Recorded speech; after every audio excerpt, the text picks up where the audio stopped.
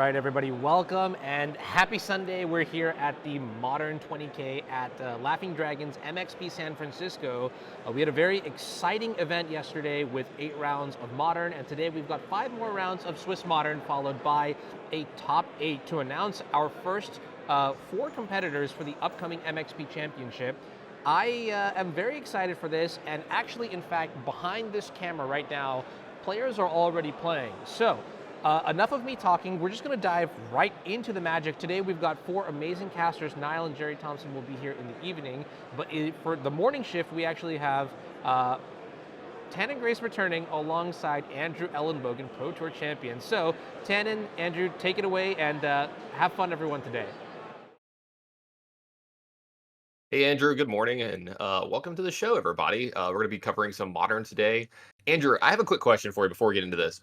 When you're All a Pro right. Tour champion, is it like we have to introduce you as Pro Tour champion Andrew Ellenbogen's like contractually obligated?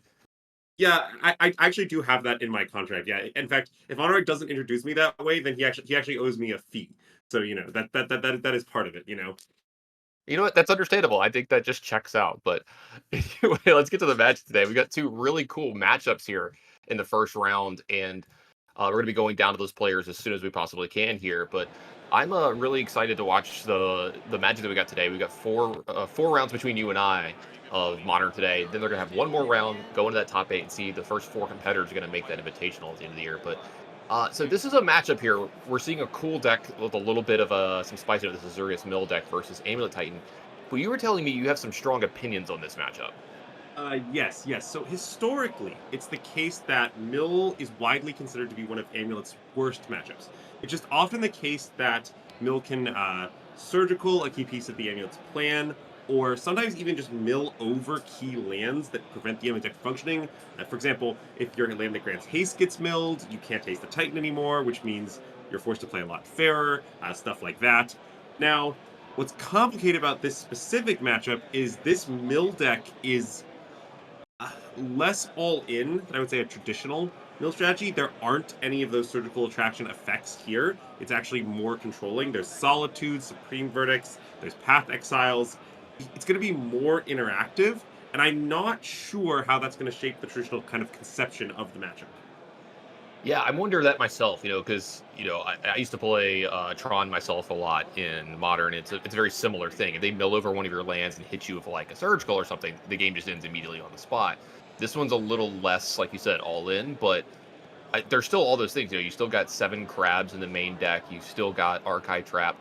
Paired along, you were talking about this with Path to Exile. That's a really cool one. Do you want to search your deck for a land here? Not only is it mill an extra card, but you might get trapped.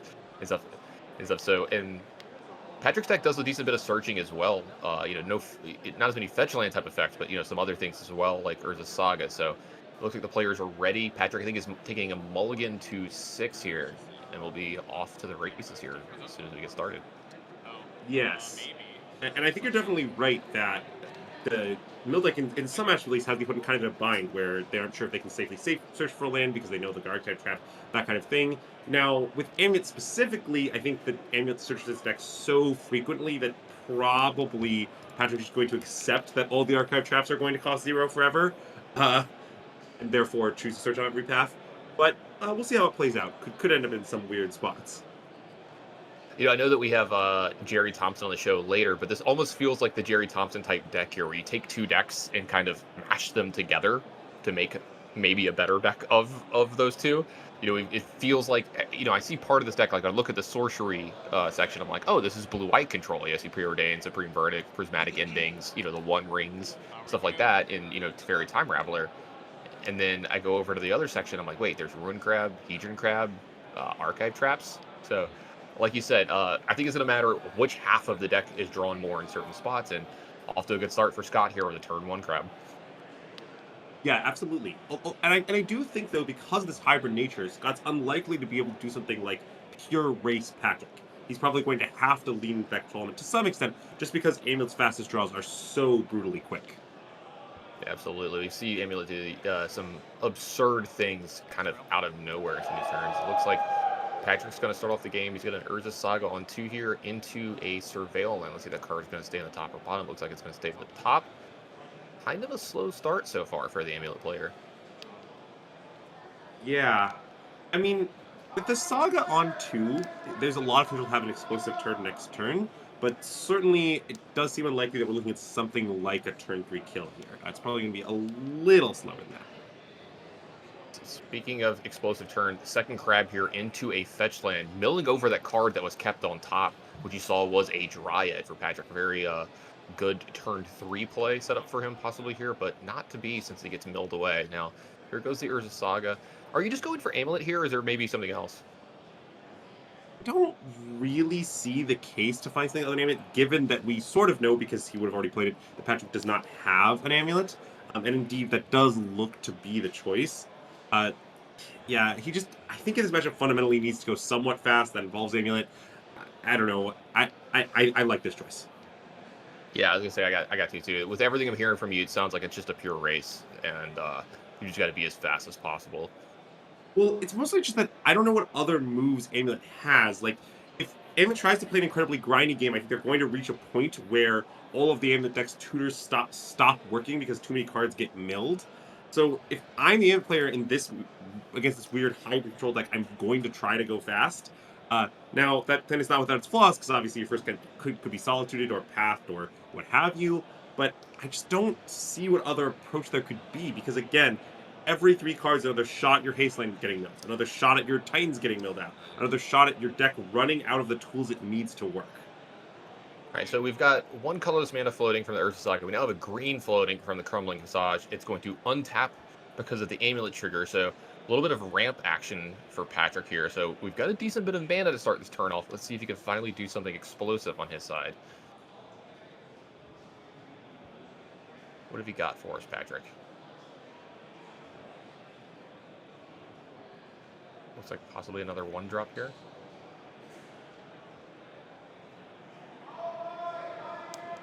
Could be a Dryad or something. Looks like it is. Yeah, that was pretty good. We got one milled away from the top, but there was one in the hand for Patrick here. So another land drop coming from Patrick here. Oh, this is a bounce land. This is a pretty big one here. So untap, add 2 more mana.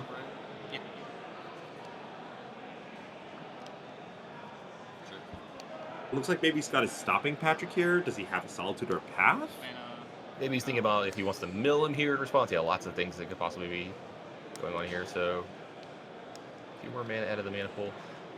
I'm always so, what's the right word for here? Just in awe, I think, of the good Amulet players and how every time I take a look at this deck and try to play it, I just feel so dumb. I look at my hand, I'm like, what do I do? I never know what to do. There's 800,000, lines you can take, and the Amulet players just seem to sniff them out so fast every time. That is definitely true. And something I'll say of Patrick Tierney here is Patrick has played a lot of Amulet. I looked a little bit into his history. I mean, it seems that when Patrick plays Modern, he pretty much always plays Amulet. So he knows the deck backwards and forwards. Yeah, most of my experience with it is being on the other end of it and dying to it. So I think I know how the deck wins pretty well because it's just happened against me so often. But let's see. Patrick's probably a much better player of this deck than I am. So green-white floating. The green is going to be used for an Arboreal Grazer. It's going to put the land back into play. This is one of those really complicated, crazy turns for me. So that's going to make another 4 mana and give him the ring here. What a turn, Andrew. Yeah, and interestingly, the ring is going to stop at least some of the mill elements from working. Now, it's tricky because I believe that Ruin Crab doesn't target, but Hedron Crab does. Okay, so we have like a half and half with the One Ring here. Well, in response to the ring, before you get protection trigger here from Patrick, it looks like the first archive trap at least is going to go off, and Scott's going to take a look and see what the mill was here, because earlier in the turn we did search with that Urza Saga. I know it feels like it was maybe 2 turns ago because of how many actions Patrick took, but that was this turn. Actually, in those mill cards, we see the crucial Slayer Stronghold hitting the graveyard, which means that Patrick Tierney is no longer going to be able to give Titan haste ever again. There is no way to get this back from the art. Yeah, and you were talking about that. That's one of the big ones in this matchup. Is like, yeah, you can mill a couple of things here, but if you mill the right one of, then it takes away a lot of the agency from the Amulet Titan deck, and I think that's a big point to point out there. Another 6 cards off the top. I saw a Colossus go down there, some Titans, all kinds of goodies from the Amulet deck is gone. I think we're probably about halfway through the deck now for Titan. Yeah, that seems about right. And really scary part, though, is because Patrick Trainee lacks that haste land, even if he makes a Titan next turn, that is, he probably can't deal lethal. He's probably looking at a full 2 more turns of getting milled. Yeah, so you're saying that just milling the Slayer Stronghold buys you a full turn in this matchup? That's a lot of value just from doing your normal game plan. Yes, I think it usually is. I mean, there are some weird exceptions. Maybe Patrick Tierney managed some sort of Valakut lines, that those lines wouldn't necessarily be as vulnerable to haste, but usually hasting a Titan is a pretty big game, the default play for a reason, how almost all of the fastest draws are produced. Scott does have one of those Path to Exiles in hand that we mentioned earlier. Decent target on the other side of the board. Yeah, and you might just want to fire this off on the Dryad. Hard to say. Might want to wait and go for a Titan. It looks to me like at this moment in time, Patrick Trainee is going to have 6 mana off a single bounce land, regardless of whether the Dryad is in play or not. So maybe that means Scott is content to just wait. Here we go. Here's that thing you talked about. So the crabs are triggered by a land coming into play, and since Patrick has protection, one of them doesn't get around. So Scott actually had to mill himself for 3 cards there because you have to have a legal target for this. And since Patrick has protection, he's like, well, I guess this one will target me, and this one will target you. Yeah, that is pretty weird, but I guess so it goes. Yeah, never seen that one before. So it does look like that Path to Exile is going to target the Dryad here. Is Patrick considering not getting a land on his deck? Okay. I remember you saying earlier that he's probably just going to do it, but okay. Well, I think Patrick's thinking. He's going to go ahead and count how many cards he has left in his deck here. Oh, no. But we talked about this. The squeeze of Path to Exile in this matchup is hilarious. I mean, he might be thinking something like, look, it doesn't really matter if I get a basic. I can Titan either way off a bounce land, so what am I really doing? But I think in the end, maybe going to decide just to get it, because look, if the opponent's Archive traps my deck switches its library 3 times a turn, probably they're going to cost 0 anyway. Yeah, it's kind of like you were saying. I think you just have to kind of steer into it. You're like, yeah, it's just going to happen. Like, I just have to accept my fate when it comes to this. And yeah, that deck does not look very big left over. I'm saying that's definitely less than 30 cards that he's shuffling there. Yes, very much so. I sort of think the question at this point is there any route for Patrick to steal this game? Because he is very far behind. If there was an advantage bar, it would be far towards Scott at the moment. Yeah, exactly. So, like, we're thinking about this, I think there's probably somewhere around the low 20s left in the deck. You have the 2 crabs in play, which means another land is at least 6, if not 12. The ring is going to get active. That's, multiple cards. So you're looking at almost the entire deck off just that over the next 2 turns. And since the Slayer Stronghold is gone, you can't have that, like, all-in 1 turn kill you with Titan play, most likely. So Patrick's in a really rough spot here. And this is kind of highlighting what you were talking about going in. And, I believed you that this can be a really, really rough matchup for Amulet Titan. Yes. And again, I wasn't totally sure how kind of the control elements were going to play into this. That is, if the mill deck was going to be less good at milling because of having these paths and stuff, and that was going to give Amulet kind of more time to set up. But it seems the answer is mostly no. It's just as bad as sort of a traditional mill configuration, which is generally conceived as one of the most lopsided matchups in the format.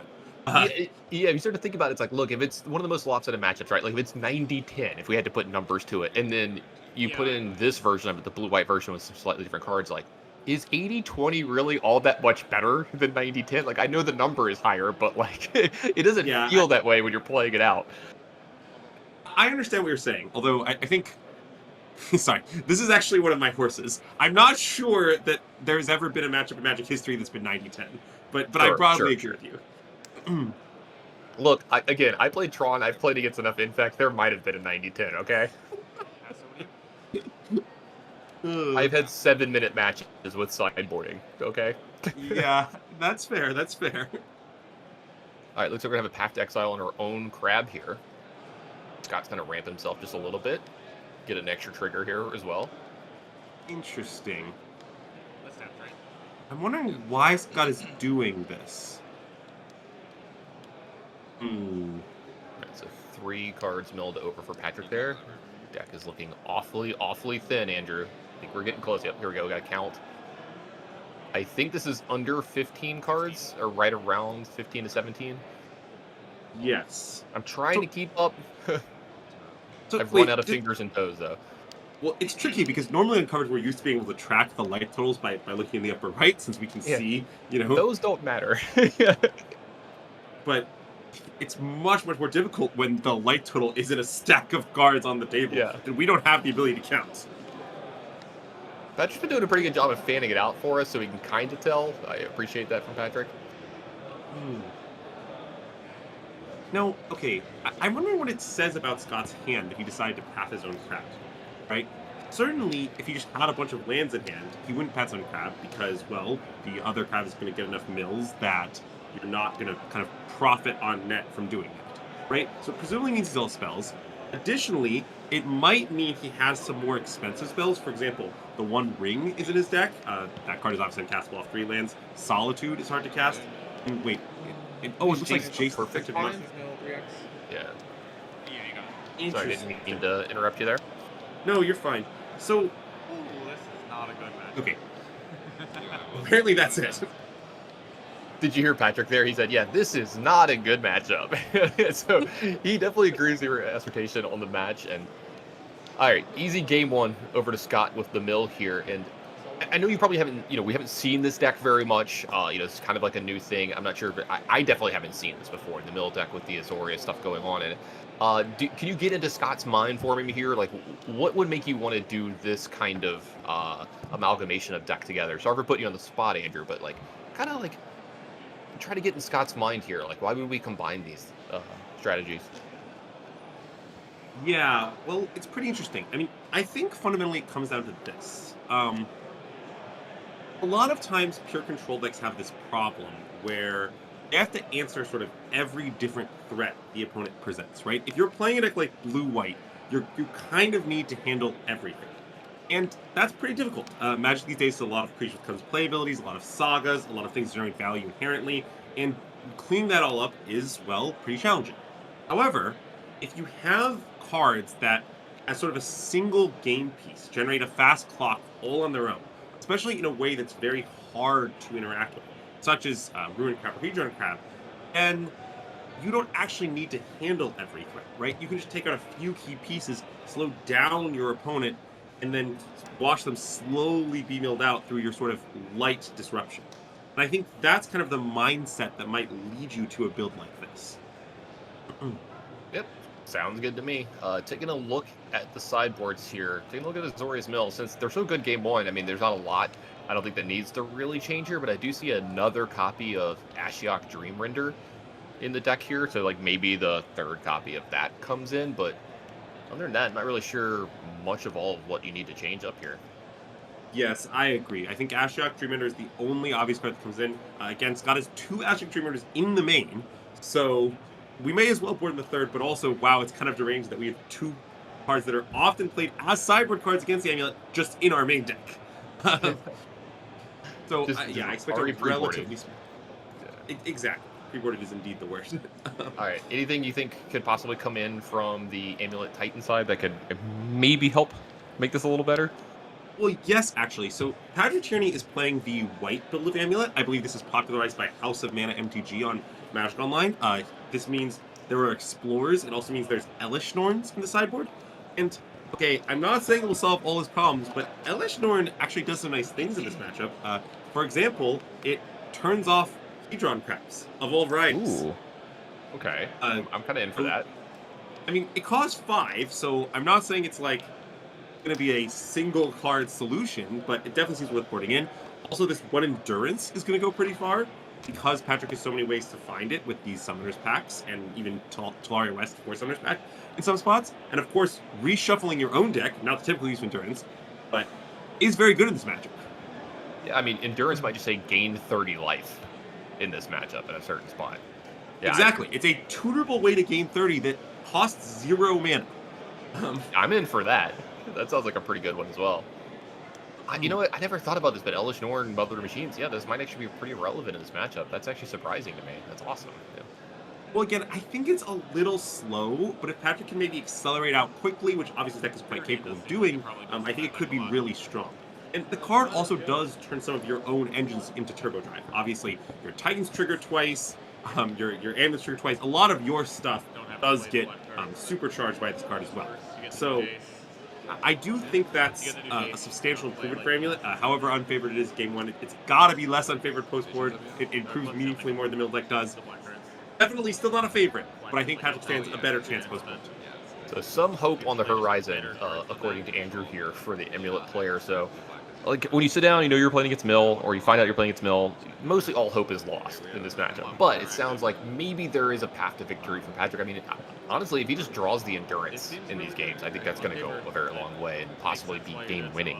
Some of these, I mean, it would have been huge in game one if like just getting to reshuffle in, one of those one-ups like we talked about. If the Slayer Stronghold gets Mill or something along those lines. Yeah, definitely agree. And even the endurance can actually shuffle itself in too, so you can potentially do it multiple times. So you can make it sack to its own evoke before the shuffle trigger resolves. Sounds like Anu, I was going to say, it sounds like Anu's giving me a note. Are we going to the backup? Is that what you're saying? We're going to take a look. Okay, while the players are shuffling, we're just going to take a quick peek in at our backup match and see what's going on there with the other. I thought that was the other 8-0s, but it sounds like the 7-1s. Is this mono black, no coffers? This is the new kind of mono black deck that's been popping up online for the last, about a month now, Andrew, where people have kind of been cutting the Cabal coffers? Yes, that's the case. Although a lot of those decks are sort of almost a scam hybrid with griefs and stuff. Whereas Joe's deck, looking at the deck list here, actually does not have any griefs or scam elements. So this is more just pure mid-range with no real synergy or combos or anything. Just kind of pure simple magic, I guess you might say. It's like 2005 Magic. I absolutely love it, and it looks like Joe's been doing pretty well in the tournament. He's 7-1 right now with this mono black deck, so can't really fault the guy. The record is definitely there. See, one of I see a ley line in play on John's side. Just I didn't think this card would have this kind of impact when I first saw it. I was like, oh, this kind of looks meme-ish to me, and boy, was I wrong. This card has just been a house in all of the formats that it's been available in. Yeah, it has been really impressive. And John Hubbard, just so the viewers are aware, is playing kind of the blue variant of Domain Zoo. I know there are like 20 variants these days between the Bowmaster version, the Cattle version, and the blue version. But this version plays Expressive Veneration, a small number of Murktide Region, and Preordain, as well as Counterspell, to back up the classic crew of Ragavan, Scion, Calvin, Leyline, etc. If you had to play Zoo, do you know which flavor of it you would prefer? Yes, I like the Bowmaster variant that was popularized by Corey Burkhart. He top-aided a recent Modern Showcase challenge with it, and I think that version has overall the best spread. I also kind of just think Wild Mikado isn't really a playable card in the Year of Our Lord 2024. I could agree with that. But I also think these blue versions have something to offer. Generally, the advantage of these blue versions is they're kind of good against sort of larger fair strategies relative to the alternatives. Just if the game goes really long, you're trying to grind really hard, they flood less from the cantrips. Iteration is really impressive there. Counterspell gives you a way to fight against things like the One Ring or Omnath that your opponent might put on the stack. And I do think some of those elements might help John against mono black midrange. And yeah, see, like this is the version that I think I would lean towards because of the cards you mentioned, that cantrip, because of Preordained, because of Progressive Veneration. I like Agency a lot when I play Magic, and I kind of tend towards those type cards. And then your deck still also has this like robust aggro draws, and like as you see here, like turn 2 Scion and a couple of other things. And I love decks that have stuff like that backed up by quick clocks. So I'm a huge fan of that kind of play. I think we have a Shaholdred on the stack for Joe here, but while this is going on, we're going to go back to our main match. It sounds like they're ready for game 2. All right, some quick cuts here, but we're back to the Mill Amulet. Yeah, Patrick's take a little time in the sideboard. You want to make sure he gets enough camera time in this match because it might go pretty quick. Wants make sure he gets the max for his sitting down here in this horrible matchup for himself. See, it's turn 1 Preordained for Scott here. How do you feel about the retro border on cards? I absolutely love it and get retro whenever I can. So that I really approve of. I don't kind of vibe with all of the different promos these days, but I love the retro themes. Yeah, huge retro guy myself. Looks like we got turn 2 Map for Patrick here, followed up by Simic Growth Chamber. And let's see what Scott's got in store for turn 2. Are there any crabs in the hand here? I see a fetch land ready to go, possibly an Archive Trap. So, Let's get Path to Exile as well. It looks like no crabs here this game, so Patrick, maybe a little sigh of relief. None of the early, free mill from Scott. in this game, I actually think what both players must be thinking is, why did my opponent keep this hand? Right? Because Okay. both Okay. of them have both draws. No, seriously, seriously. I'm not saying they made a mistake. I'm Of saying, course. Yeah. given that Scott has no crabs and nothing kind of quick going on, what was Strawn keep? Rest in peace. Interesting. I wonder why So- Scott poured that in. Is it to So stop I'm thinking endurance? about this. Yeah, I'm thinking about this. This is a closed decklist event, as far as I know, and he might not know how many endurance Patrick has available to him, and he thinks that, like, look, if he has multiple endurance, that's how I lose this matchup. So he's just, covering all of his bases. I kind of like the preemptive board. Yeah, he's thinking like, look, I understand I might overwhelm myself with this rest in peace. My opponent never finds endurance, but honestly, if I never find endurance, I'll probably win anyway. So I can just afford to throw away a card to kind of preempt that measure. That does make some sense. Dryad on turn 3 is going to allow for the second land drop. Another bounce line comes into play for Patrick, so now he's got 2 of those powerful lands in play on his side with the extra land. Scott does have the Path to Exiles here if he wants to answer this powerful 3-drop. A Field of Ruin as well is available to him as well. This could be a pretty powerful turn here. We've got Field of Ruin plus possibly Path to Exile, but it looks like he's going to go ahead and play an Ashiok Dreamrender. Yeah, and this is what I was wondering. I think if you're Scott and you keep a hand that doesn't have any crabs, it probably means you have Ashiok. It's one of your best cards. It makes a lot of things in Patrick's deck just fundamentally not function. It also powers up the Path in the Field of Ruin, since then, of course, the opponent can't search, so those turn into almost full no downside effects. I am not surprised to see Scott counts this at all, given his start. Trying to track the cards that get milled there. Didn't see any of the one of fun of's cards get milled here. It was a Dismember along with a ring and another copy of Dryad, but we've got one in play for Patrick here, so he's kind of okay not drawing a second copy of the card just yet, but we'll see. Looks like there's a ring of his own from his hand for Patrick here. So got an extra land drop as well. I still search for field and I path. still feel like we gotta be missing something about Patrick's hand, because, okay, his hand didn't have any amulets, so it didn't have potential for, like, a really explosive draw. Turn 1 map, turn 2 bounce land is fine, but not kind of what dreams are made of. So something compelled him to keep this hand. Patrick's a strong player. I don't think that he kind of made an error. So what I'm wondering is, what was compelling enough to justify that? And specifically what I'm wondering is there a chance he has the endurance? Just like I was in wondering his the hands? same thing, yeah. I can't make out some of those cards, but it's possible that he just has the endurance already in his hand, and he's like, yeah, I just have to keep this. He's doing a very good job of blocking us. Thank you, Patrick. Only Overall, all right, we got- suspense, really. Yeah, so we got 3 bounce lands inside, so it looks like the Field of Run is going to get fired off here. Which one would you go after of these 3?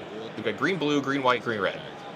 Typically, Simic Growth Chamber is the best because blue for T-West is incredibly relevant. However, It's a must search, right?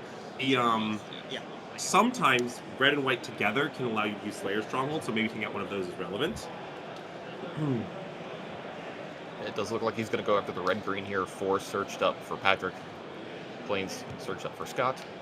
Yeah, so, and just to clarify for those who might be confused by what's happening here. So, Ashiok's text is, spells and abilities your opponents control can't cause their controller to search their line. What this means is, their cards can't cause them to search. Apparently, your cards actually can cause them to search because of the way Ashiok is worded. Does that Today make I learned. sense? Yeah, today I learned. I was supposed to say, well, it's always assumed it just stops that. I haven't really read that card in a long time. Yep, there you go. Spells and abilities your opponents control. So if you cause them to do it, then they do.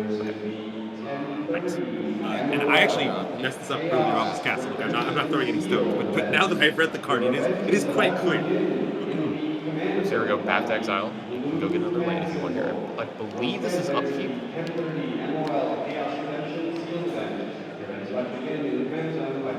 Interesting.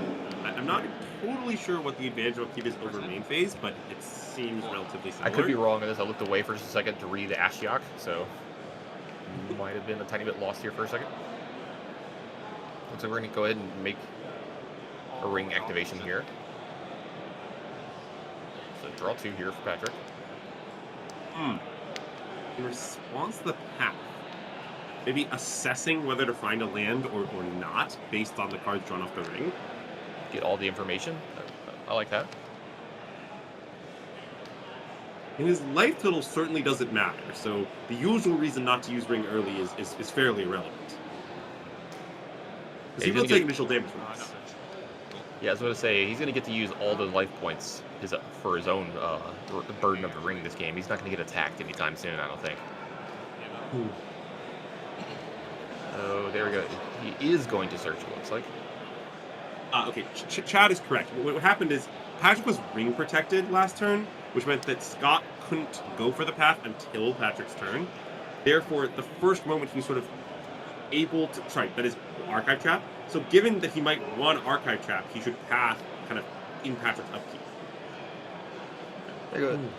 Also takes care of the creature before Patrick's main phase. He doesn't get the extra land drop here as well. drop turn. Right. Yep. Land comes into play tap as well. It's not like he's giving him an extra mana this turn because there's no Amulet in play. It looks like Scott might not have the Archive Trap, but he should still kind of do it then to sort of not tip his hand. That way, Patrick does not know whether or not Archive Trap is coming when he makes that decision. Whereas if Scott does it on his own main phase, then Patrick knows that he's safe from Archive Trap. I think he does have an Archive Trap here, actually. Oh, you might be right. My apologies. Yeah, it's hard to catch these all the time. Off the- Like I can't tell what's in Patrick's hand, but I can see Scott's a little better. The glare is a little rough on some of them at some times. No, it looks like you're right. It looks like Scott is eyeing an Archive Trap there. So, in that case, there's now a question of, okay, when is he going to Archive Trap? And in response to what will cause him to pull the trigger? Well, it seems like it's going to be now. So Archive Trap targeting Patrick.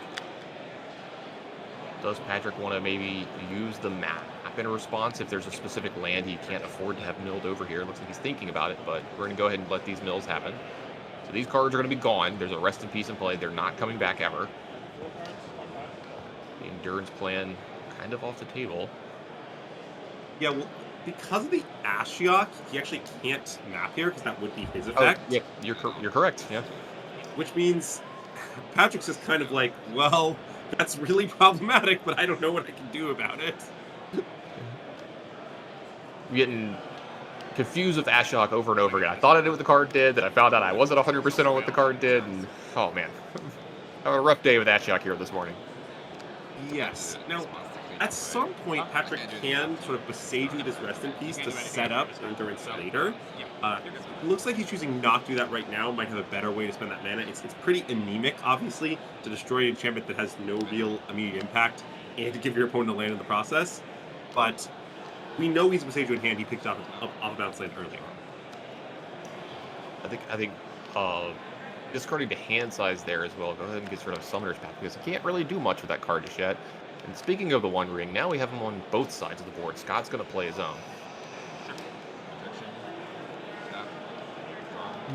Scott's going to go ahead and activate the One Ring here this turn. Draw a card. And another copy of Archive Trap to the hand End your turn. for Scott here.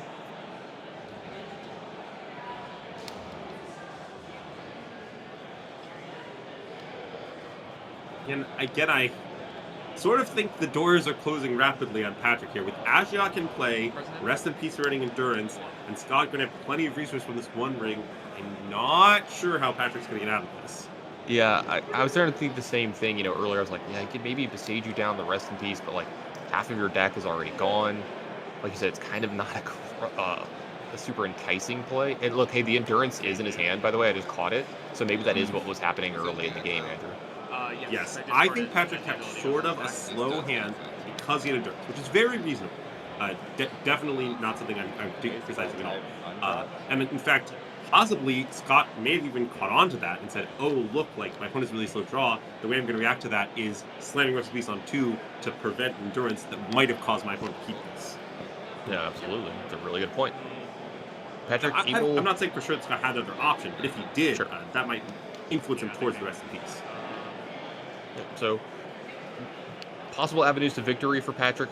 Step 1, he's gotten rid of the Rest in Peace. So now cards that go to his graveyard from being milled, at least he could possibly have a chance of getting them back with this Endurance that's in his hand. Yes. Oh, there we Now, go. I was supposed to say, he's going to go ahead and play the Endurance now. I've started myself. Maybe to give him an attacker to attack this Ashiok. Yeah, I mean, what I was gonna note is Ashiok also can, at sorcery speed, exile Patrick's graveyard with its -1 ability. So, the plan of getting cards from the back, it also kind of needs to take out the Ashiok, but that plan doesn't really work either. Yeah, this is really unfortunate for Patrick as well. That land that was searched up for Scott was a Plains, which allowed him to have Path to Exile available for the Endurance here. So that play is taken away from Patrick as well. Kind of brutal set of plays here for Patrick.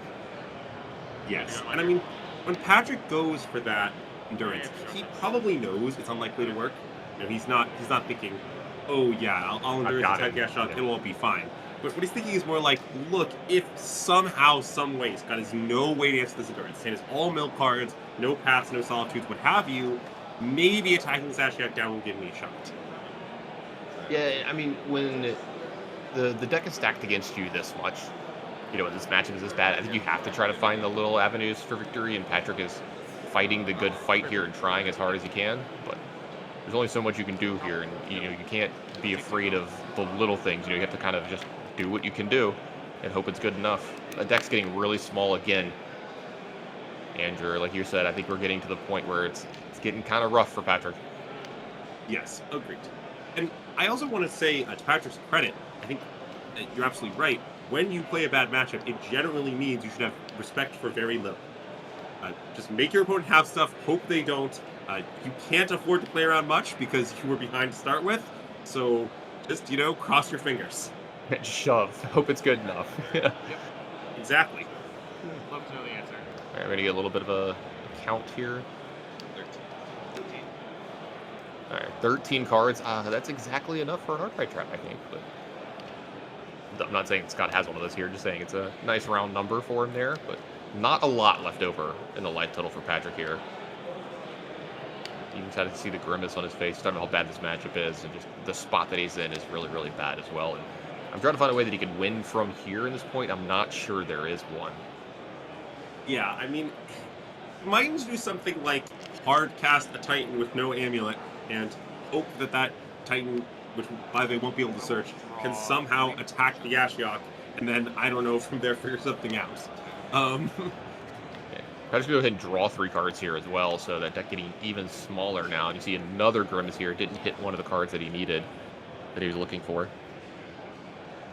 There was probably something left over in those 13 cards. He's like, all right, if I draw this, there's maybe a roundabout way that I could possibly win from here, but it looks like that wasn't in the cards for him.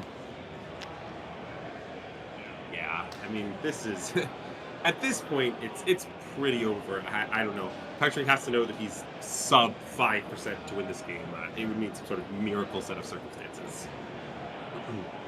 Patrick's a really accomplished player, very good too. So if there's a person that's going to find it, it's definitely going to be him. But like you said, he's up against the wall here. Checking the discard, the exile pile here, see what's left in the deck, how many cards are left, how much time do I have left. I just looked at the wrong thing. Yeah. Not much, says that face. Yeah, we were discussing this a little before the stream. Patrick Tierney is a name I think familiar to both of us. He was kind of a Grand Prix grinder back in the day when I was sort of pretty active on that circuit as well. He's played quite a few Pro Tours, certainly no stranger to top-level competitive Magic.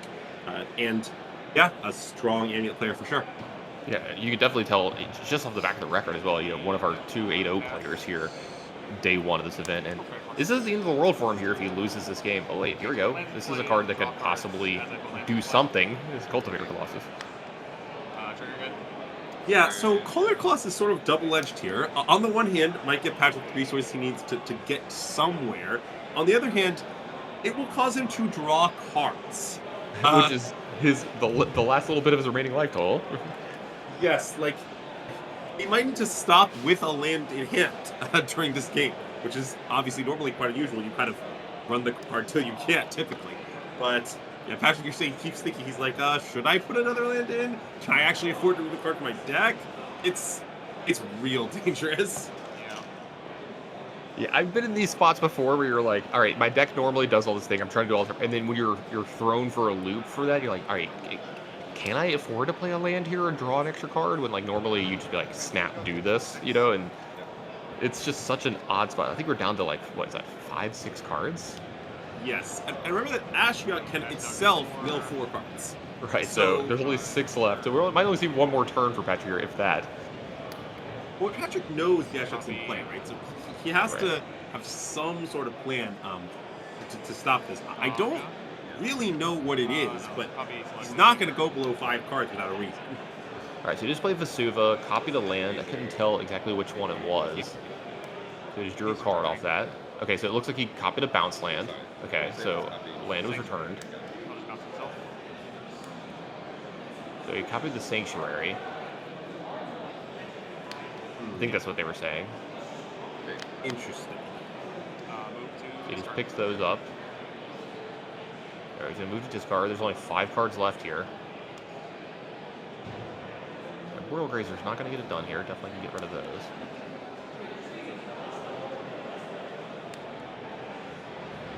Right, so Patrick, I think, has left in exactly 5 cards. Is that right? Yeah, I think that's exactly 5 cards. All right, so next turn, Patrick must deal 20 or lose, right? It's just that simple. Okay, well, I think it's only 16, Andrew. It might only be 16 here, but we'll see. So let's draw 2 with the ring. Oh, I was supposed to say Solitude just got picked up as well for Scott, so I don't think even this play line's going to get it there for Patrick. I think Patrick has to think something to the effect of, look like maybe Scott's entire hand has no spot roll spells. Like, that might be his out. It's got to be something bizarre. Yeah, it was something bizarre. I'd love to ask him later, like what was the out there, but it looks like a Jason's played for Scott here. Go ahead and just effectively ending the game because there's no cards left in Patrick's deck. Draws draw a card, and he therefore dies in his draw step. So, kind of fruition that you were talking about before this game. It looks like Patrick was definitely up against it, and our mill player is victorious. The lone undefeated left in the tournament here. I gotta say, Andrew, pretty impressed by that deck. It looked pretty interesting to me. I definitely agree. Kind of one of the fundamental problems of mill decks historically is, well, they're filled with a lot of bad cards. Not to put too fine a point on it, but look like lava spikes at the opponent's face, even if they're lava spikes in the form of 13 cards, are not that great. So I like that this deck incorporates some of those powerful cards in Modern, such as the One Ring, such as Solitude, to kind of complement that strategy. Absolutely, seemed really good and really powerful for me. Trying to wait to see. I think we have a backup match ready to go for round 1 here today. It looks like, yeah, we're gonna sneak back in on that match between John Hubbard and Joan Wynn. Here, go, I think, right back to kind of where we were, it looks like. So the Sheholder is still in the stack. We're time traveling here today, Andrew. So we're going back to where we were when we took that little sneak peek in. Yeah, the DeLorean is all fueled up. Nice reference there. Nice reference. The kids might be all right. You know, you're a lot younger than I am. Yeah, I loved those movies growing up. But yeah, so okay, talk about this game state that we're in a little bit. Sure. So John Hubbard has the feared Leyline Scion combo online, which is obviously incredibly strong. So all of his creatures will have lifelink and hexproof, among other less important keywords. However, Shieldred and Voidwalker are actually reasonably capable of competing with this. Obviously, the Voidwalker can't be blocked, so it doesn't matter that John Hubbard has this enormous lifelinker in play. And Shieldred drains John for 2 effectively every turn. So maybe Joe is capable of winning this game even without disrupting this combo. That would actually be pretty impressive to see. I'm not saying it's necessarily guaranteed or whatever, but I think it's not outside the realm of possibility. It would be very impressive to see if that's going to happen. But the Shieldred's still in the stack here, I believe. John taking his time here, trying to decide how he wants to take care of this, how he wants to respond to this. He might be thinking about a subtlety or something to that effect. Is that why it's still in the stack? He could pitch to it, but he's not sure he's a card he wants to pitch, something like that. Does look like it's going to go ahead and make it into play. So 2 damage coming over to John here. I'm drawing a card. Holders making her presence felt immediately. So it looks like John's going down to 14 I'll be here. like, okay, go on, see there. Let me get some of that back here pretty quickly, I think. I'll Yep. go to 18. And Cyan's going to come on over. These life totals are going to change pretty rapidly every turn here now, as long as Shieldred's in play. Yeah, those life pads are going to get pretty long, you might say. They're going to get a lot of work in, yeah. 3 cards. Yeah. Draw again too. Yeah, taking a look over at Joe's deck, you were talking about this earlier. Yeah, this is an interesting build of mono black. You know, like you said, no coffers, but way more mid-range effect. You know, 4 profane tutor main as well here. You know, some cling to dust, things like that. So definitely gearing up for a longer game. Well, it doesn't have any coffers, but it's still coffers inspired, I would say, as opposed to scam inspired. The list is more reminiscent of a coffers build than a scam build. It just happens to not have the card coffers. Yeah, it's still got the 3 sunken citadels to add a little bit of extra mana here or there, you know, because you've got the demolition fields and the field of runes to kind of start attacking your opponent's mana bases and things like that. But with that ley line out, might not be a relevant play here for Joe. This game looks like the shadow creature's going to go ahead and come on and rumble across. And something I'm wondering about here is, okay, yeah, interesting. Okay, there we go. I was going to say that John Hubbard didn't make a play that turn, which is kind of screaming that he has the subtlety that he did not use on the Shield of the previous turn, just because, I don't know, he has a lot of cards and a lot of mana. But Joe, I think, sniffed it out. He says, okay, look, my opponent held a 4, probably has subtlety, chooses not to play anything, and John says, all right, fine, I'll just play a 3/3. Yeah, you kind of saw the nod from Joe, right? With the subtlety, he's like, yep, I was right. There was a subtlety there. Maybe your turn. Both those creatures are going to come in. John's life total back up to 20. It looks like Joe down to 7 here, getting pretty low. Being a cling to dust, here we go. We got one going off. Looks like he's going to go ahead and take care of that land. Draw a card here. Cards in hand. Get some extra life from the She-Holder trigger. Yes, And the and third still. honestly, it's much harder for Joe to clean up this board given the subtleties in play, because his 4 copies of Shieldred's Edict will not work. He will not be able to kind of eat his way out of the situation. I mean, don't get me wrong, they'll take care of the subtlety and kind of slow down the clock, but the main problem is the Scion that's granting all the creatures all these keywords. Yeah, absolutely. And you know what? You called it. There's one of the edicts, but it's going to meet a force of negation from John here. Interesting. I mean, I wonder if that was bait from Joe. Because again, Right. okay, it's decent. It buys him time to figure something out, but it doesn't end the game. Well, he actually had the second one too, so there we go. Second, edict's going to go ahead and eat the subtleties, and get a little rumble over for 6. We're getting a decent little collection of cards for the Voidwalker here. There's a subtlety in there, a force of negation, and a few other things that I haven't gotten a hold of, but I'll see if that is relevant later in this game as well. Yeah, I mean, I don't think it's going to be incredibly relevant unless he gets a card under it that could break up John's comp. That is, if somehow he got, for example, a leyline binding under the Voidwalker, that would be incredible. But it seems difficult to imagine the game playing out in such a way that that ends up happening. Speaking of it, there's a leyline binding itself. Going to come and take care of the She-Holder. He's going to get backed up by a Preordain. See if John's going to keep either one of these on top. Life totals look like they're paired up at 11 here. Joe doing a very good job of making this a game. The Scion has just been relentless since I think it was turn 2 of this game. He's attacking Joe every turn. He's been keeping up with it pretty well. Looks like this Preordain a little difficult for John. Presenting him with multiple options, possibly. Trying to decide which way he wants to go with this. Yeah. I mean, I believe the relevant quote for this situation is cards changing zones. Yeah, sure.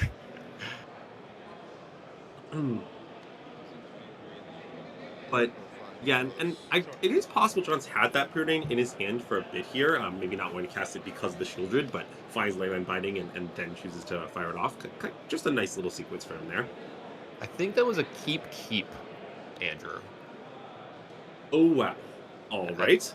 That's not good for Joe if that's what happened. Yeah, I mean, what I would say is this. If John Hubbard did top, one of 2 things is true. Either John Hubbard is going to win this game, or he screwed up. So it looks like he went top. One of them is Expressive Iteration, which would give him access to the top card, but smartly in response, Joe's going to go ahead and activate, I believe that was Demolition Field. It's one of the Demolition Field of Run type cards to make John shuffle his deck. So heads up play from Joe there to deny that card from the top of the deck. Yep, all good. Yes, So now we get absolutely. expressive. Looks like Kavu, was that a Flooded Strand? Yep, Kavu, Flooded Strand. This works out pretty well. Cast. You can play the Kavu, have the second copy, go to your hand here. Dropping you to This leaves a 7, 2-spell Expressive Iteration. And I mean, a main thing that John wants here is just enough creatures to kill Joe quickly, given that all the creatures have X-Proof and Lifelink and all these various keywords.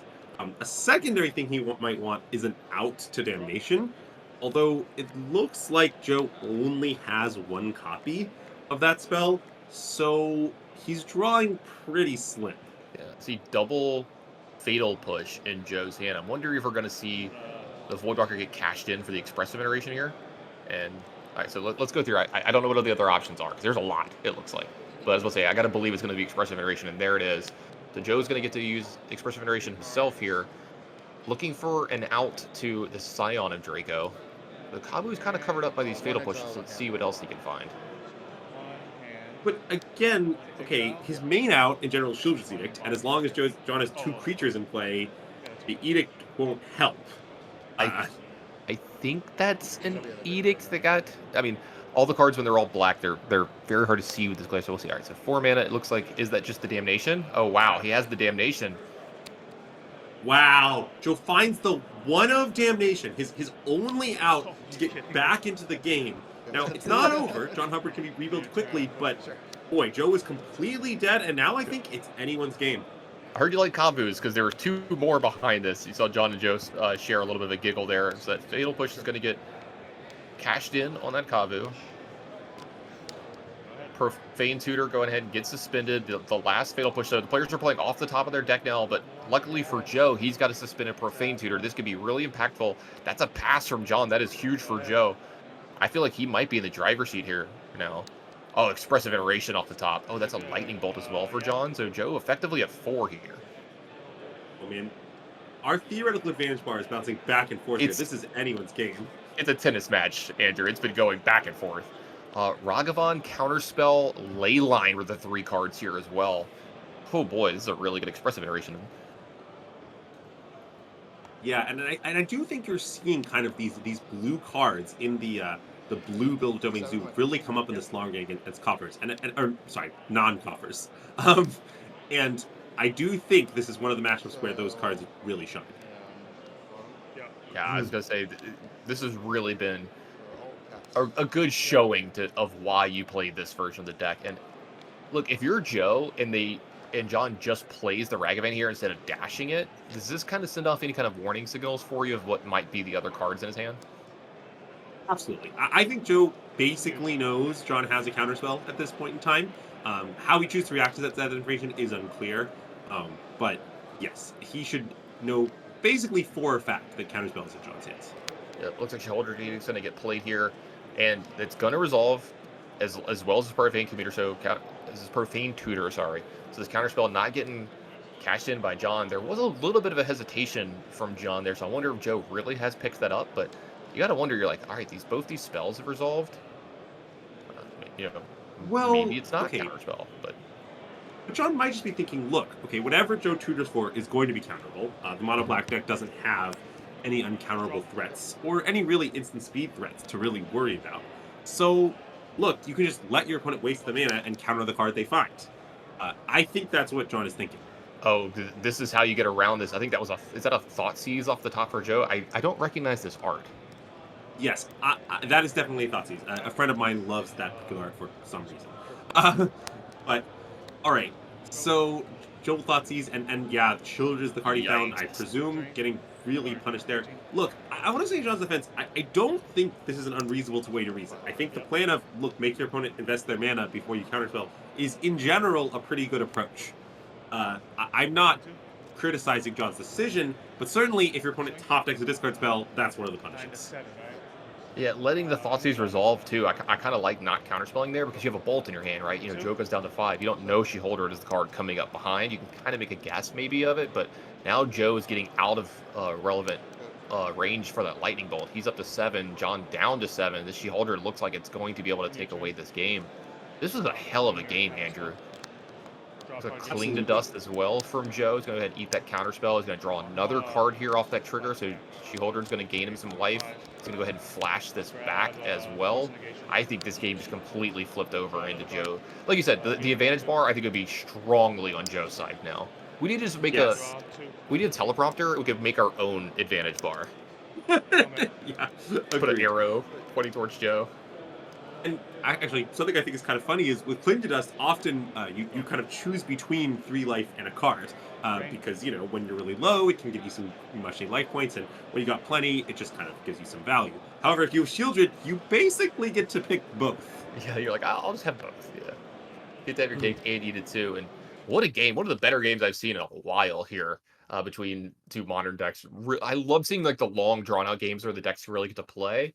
Some great top decks from both players, and one hell of a Magic game. But it looks like Mono Black's going to take, I think that was game 1 of the matchup, so he's up 1-0. And taking a look at these decks, do you see anything that kind of stands out to you in these sideboards that might be pretty big or impactful in these matchups? I think there's going to be a bunch of kind of small improvements on both sides, but I don't know if there's going to be anything kind of incredible. You know, I mean, this mono black deck is going to get access to a second Damnation, a Liliana to help break up that Leyline Sign combo, maybe some Legion Sends, which are a nice way to answer the various Blue Creature on the cheap, and sometimes pick off a second one easily. That could be nice. Nothing incredibly huge. Similarly, on the Zoo side, I don't know, the Celestial Purge is going to come in, maybe this Veil of Summer, but I don't think it's anything game-changing. I think both decks making just kind of some marginal upgrades. Fundamentally, they're both sort of decks full of individually good Magic cards, which means it's not like there's some, you know, incredible exploit. Gotcha. All right, it looks like both players have kept their 7. I think John was maybe a tiny bit hesitant on his, but we'll see. Looks like a Flooded Drain on turn 1, just a swamp for Joe as well. That Flooded Drain's going to make its way to the graveyard. Start to build up that Domain Zoo mana base here. Maybe getting a land that's worth 2 to 3 different types of lands. And it looks like, yep, it's going to be one of those triomes. Looks like red, white, black on the side of John. So most of the way there for Domain. Yeah, and a lot of this is that when you're playing the Domain deck, you'll often go for a triome and then kind of the shock land that is its perfect pairing, if you will. So in this case, probably a Hollow Fountain is going to follow this up, if I had to guess. Looks like, is that a Breeding Pool off the top? It looks like Breeding Pool is going to be put into play tapped for John here. You can see why maybe a little hesitant on the hand here. A little bit slow, maybe, but looks like turn 2 Profane Tutor is going to be suspended here as well for Joe. Card I didn't think would start showing up this much in Modern, but it's been showing up in these decks for a little while now. I remember Aspiring Spike playing these quite a bit, and I've actually been pretty impressed with it. You know, for a card that I didn't initially have on my list as like, yeah, that one's going to show up. Look, it's Demonic Tutor if you squint. Okay, sure. Yeah. I mean, I don't know. I'm just saying, tutors are historically one of the strongest decks in Magic. You can never really count them out, even though I understand this one has several disadvantages compared to, I don't know, the real powerhouses in that category. Right. And if one's good, 2 is better, Andrew. Especially when, if you're on Joe's side and you're looking at this draw from John that has been kind of slow, which is, look, if I'm Joe, I'm pretty happy about that. Yes. So, again, with this blue build of the Zoo deck, I definitely think John can go long. He isn't thinking, okay, look, I really need to have a great aggro draw or else I lose. And I think it's okay for him to keep some hands that are a bit more reactive if they have the tools to play a longer game. However, fundamentally, I do think that as the game approaches turn 1,000,000, Joe will generally be more favored, even if it does not by a ton. So, although I don't think John's necessarily wrong to keep this, Joe's definitely happy that he did, if that makes sense. Absolutely.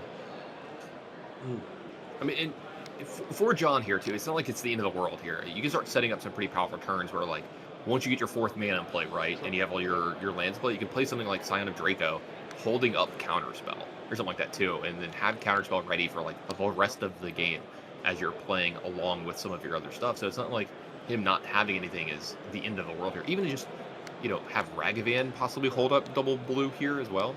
So it looks like that card's going to stay on the top as well for John. So that's one that he wants to keep here. All right, we have our first profane tutor of the game here, Andrew. All right, and in this case, okay, I understand that I got punished with this last time, but in this case, I think it's extremely right to let it resolve. Because look, your opponent's got a full hand of cards. They're going to spend their mana on something else anyway. So I think that you're definitely supposed to make them invest the mana into whatever they're finding before you counter it.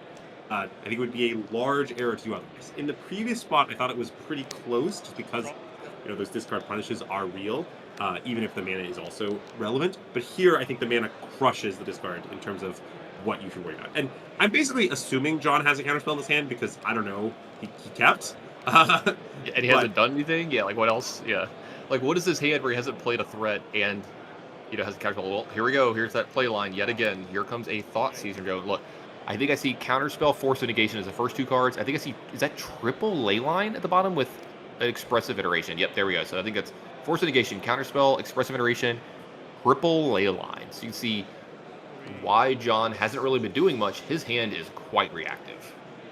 Yes, but again, I don't hate this because, like, okay, you're John. You look at his opening hand. You're like, look, I've got some interaction. I've got iteration, which is my best tool for playing a long game. This hand isn't fast, but it definitely is able to compete as things go along, and I think that's enough. I don't hate this keep from John at all. No, absolutely. Possibly drawing even more of that stuff is not what he wanted when he kept.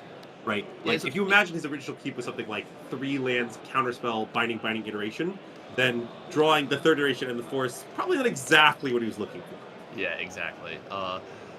Heads up player from Joe is going to go ahead and take care of that Triumph, knocking down some of those land types for John here, and he's going to have to go get one of his few basics that he has, so that's an island in play. So now we're down to only 3 land types. I'm sorry, maybe 4. I was going to say that blue-white. Yeah, I forgot about the tap land there off the screen almost for me. So 4 land types here. So Scion's still, you don't have to pay full retail for them here. Speaking of one of those creatures, here comes the Cavo.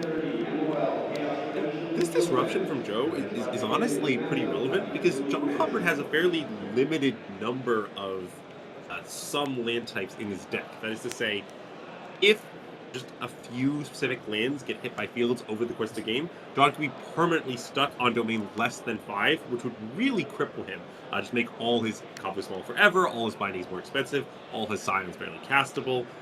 Now, I don't know if the game will end up playing out in such a way that will happen, but just for example, I think there are only 2 lands that have Swamp on them in the whole deck. And one of them's already in the graveyard, yeah, so you might be able to deny that for him.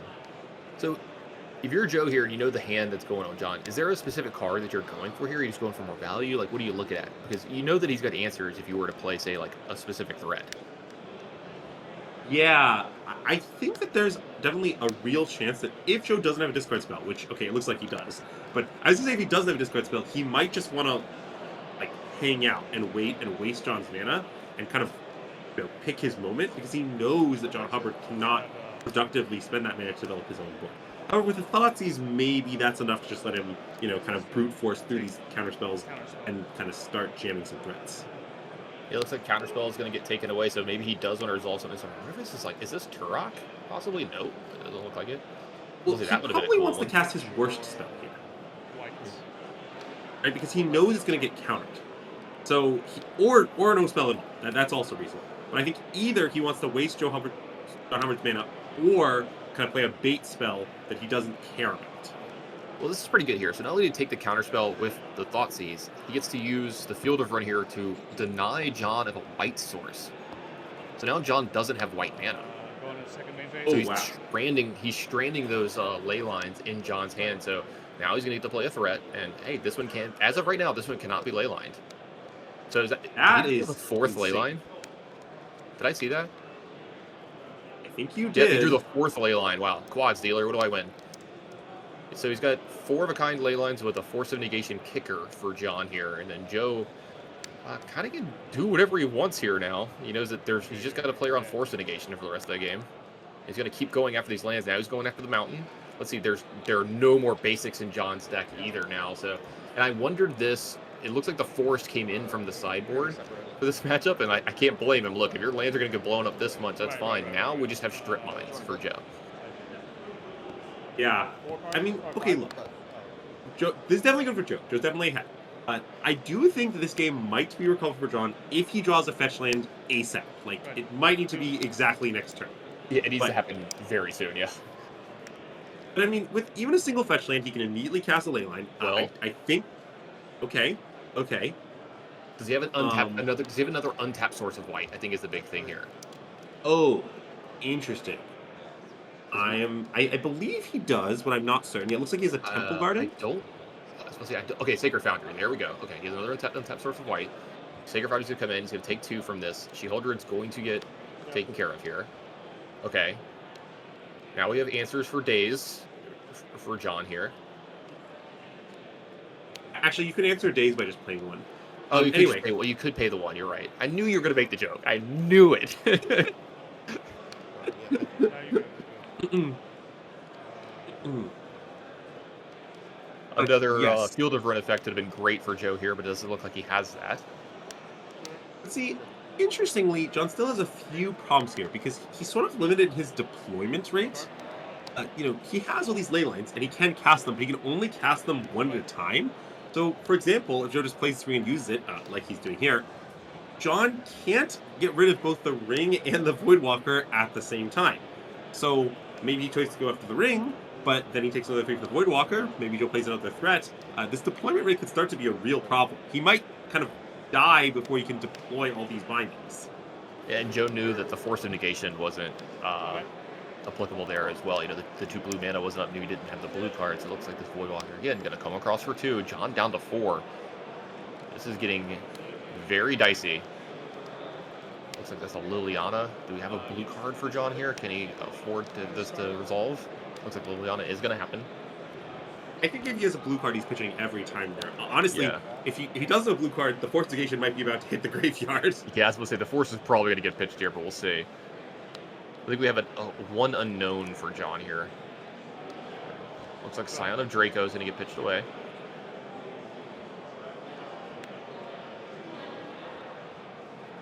Joe with 1 source of white here, a ton of ley lines in his hand, but multiple problematic permanents on Joe's side, plus that Profane Tutor is going to be coming off of suspension this turn. And something I want to highlight here as well is the reason John was unable to leave up 3 mana to force that Liliana is because of the Field of Ruinings earlier. That is, if Joey had his 5th color, the land would have cost 1, he would have had the Force Negation up. If he hadn't been Stone Rained by that Field of Ruin to put down a land, that Force Negation would have been up. It's only because Joe's been so aggressive with these Field of Ruins that John couldn't counter that Liliana. And that, honestly, might be the difference maker here. Yeah, absolutely. Are you just going for She-Holdered here? Drop. Plus, yeah, I'm trying to think of what else would be better. You might want the 1 ring. Yeah, I I'm think not maybe the ring. sure. All right, so plus for the Liliana here. He's got the card ready. Joe drew a card this turn and immediately was like, yeah, I don't need that one. I've already tutored for 1. I've had one in my hand for a while that I've had a plan for. Wait, John is in the squeeze Hold on. here. What does he want to get rid of? you might pick Field of Ruin. That's not bad either. Yeah, You could just take out the Sacred Foundry. yeah, that's true. All right, Force Negation finally gone from the hand. I'm gonna Oh, grab looks your- like Demolition Field, so maybe that was the card he went and got. So Demolition Field's going to take care of the white source. I mean, I'm not sure that's what he did, but it definitely doesn't seem unreasonable. Look, if you find the 1 ring, you'll just use a draw card, it'll get binding. That's a 2-1 for you, it's good, it's fine. But it's something special.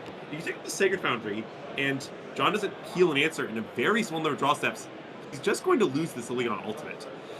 Exactly. So that turn was just Liliana plus Wasteland you go, which is good enough, I think. It's a really good spot to be in. See, John, a few cards left in his hand, no white mana source for him, only 2 types of lands in play. That's a Breeding Pool, an island, and a forest. Here comes the Clean to Dust out of Joe's Grab your Force of Negation. graveyard here. Draw Get card. an extra card for him. And at this point, I think John Hubbard is mostly just buried. I mean, look, the Liliana is threatening to ult next turn. That ultimate is going to end the game. John Hubbard will sack half his permanents, some of which will be these leyline bindings, which will probably give Joe back the threats he needs to win the game. If he heals an answer, that is, say, a land that will let him cast his binding somehow, then, well, actually, God, it's even worse now. Now the binding might not even be there if he peels a white source that I'm not even sure he has left. Yeah, I'm wondering if he's thinking about taking the Expressive Iteration here because he's got, blue mana. He might be able to find red or something. Yeah, I don't know if that pick even really matters anymore. Is that another? Yeah, that's a Field of Run. It's another strip mine if he wants here. He can just put. Yeah, he's gonna put John down to just 2 basics. So you're playing this technical 5-color deck. Well, you've got just a forest and an island there, buddy. Look, Yeah. this is modern Magic as it's intended to be played. Just there's what 2, 4, 6, 8. There's about 10 lands in play, Andrew. And they're all basics. Agreed. Right. And I mean, look, I think this is pretty reasonable. I'm not saying land destruction should be kind of a core part of Magic, but I do think if you play a 5-color strategy and your opponent chooses to put 8 Field of Ruins in your deck, that should be effective against you. That seems reasonable to me. Yeah, I think so and too. Start. Maybe the first one shouldn't be a wasteland, but if the third, fourth, or fifth one is a wasteland, all right, fair enough. Yeah, legacy vintage players are all like, yeah, this is the way Magic is. So this is the way Magic was. So like they're used to that kind of thing. So I think that's the discard for Lilian. Lilian 7 here, Voidwalker in play. John effectively in the squeeze. Looks like Joe is going to move on here, go to 8-1.